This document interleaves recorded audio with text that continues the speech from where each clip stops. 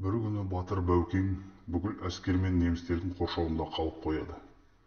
Ашыққан әскеріне қайынның сорпасын беріп, әлдендіріп, енді жау ортасына шығудың жолын іздейді.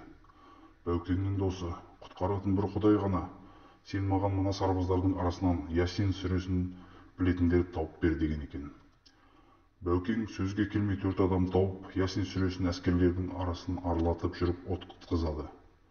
Сосын әскердің қазағы орысы демей, бәрінің тілін кәлимаға келтіріп, Ясин сүресінің 8 аятын жаттаттырып, түнде 2 бас намаз оқытып, таң қылаң бере бастағанда қоршаудан шығуға қамданады. Әрбір солдат осы 8 аятты оқып, қатардан қалмай, жан-жағына қарамай бір-бірімен сол дұғадан басқа дүниелік сөзді айтушы болмасын, әсіресе немістер жаққа басын бұрып қараушы болмасын деп қатаң шарт қояды. Солдаттар 4 жағынан Ясин сүресін білетін 4 адамды қойып, Баукеңді солдаттардың нақ ортасына қояды. Бұлар жүріп бара жатқанда 2 шақырымдай жерде немістер жан-жағына көз салып қарап тұрады. Бірақ бұларды көрмейді.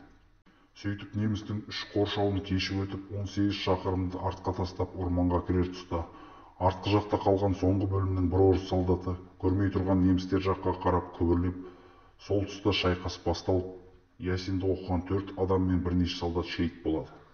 Кейіннен Ясин сүресін оқып аман шыққанына көз жеткен Ворошилов осы оқиғаны Сталинге жеткізеді.